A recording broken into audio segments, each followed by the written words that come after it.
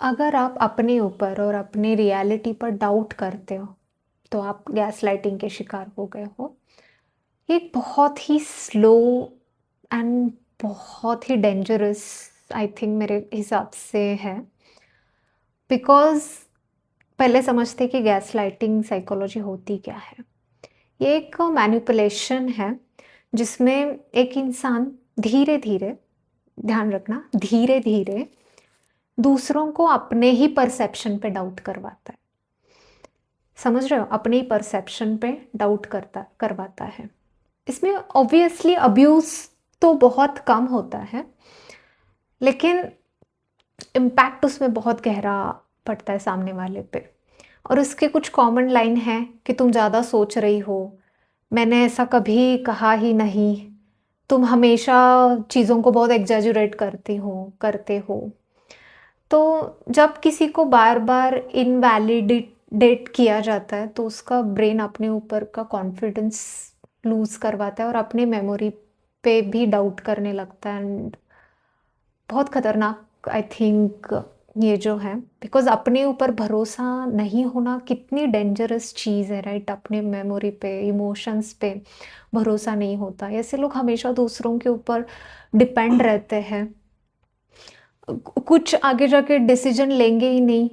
कोई मतलब बहुत वैलिडेशन माँगेगी कि ये मैं कर रही हूँ सही है कि नहीं। अगर कोई आपको बोल देता है कि तुम्हारी गलती थी, तो आप ईज़िली मान भी लेते हो और आपका शायद लाइन ये रहेगा कि हाँ, शायद मेरी गलती होंगी, मेरे से ऐसे हुआ होगा।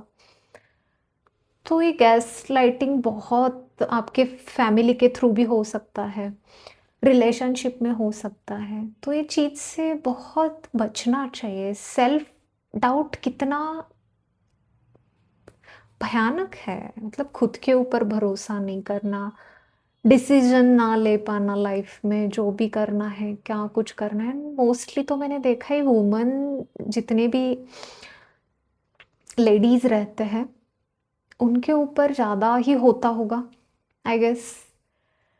तो इसमें सिर्फ सेल्फ कन्फ्यूजन रहता है, सेल्फ डाउट रहता है और आप अपनी रियलिटी से डिस्कनेक्ट होते हो। तो गैसलाइटिंग का गोल बस इतना ही है कि कंट्रोल करना चाहता है। तो कंट्रोल,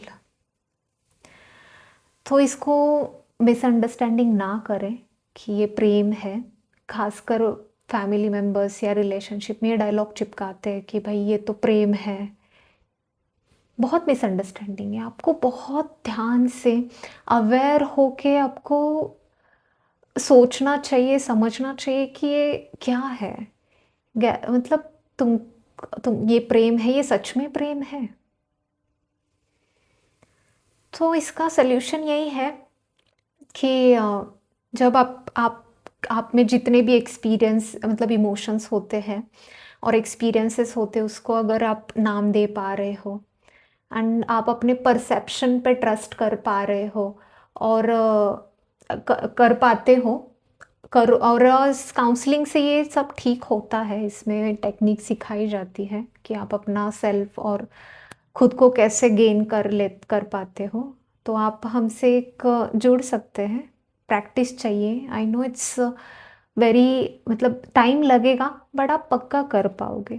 बिकॉज इससे खतरनाक चीज़ क्या हो सकती है कि आप खुद के ऊपर डाउट कर रहे हो, आप खुद डिसीजन नहीं ले पा रहे हो, हमेशा डिपेंड हो, इमोशनली हो, फाइनेंशियली हो, जो भी जितने डायमेंशंस ले सकते हो उतना ले लो। अगर आप कुछ कर ही नहीं पा रहे हो, कितना क्रिपलिंग लगता नहीं है ये? तो काउंसलिंग से आप ठीक हो सकते हो। तो हमसे जुड़िए। Thank you.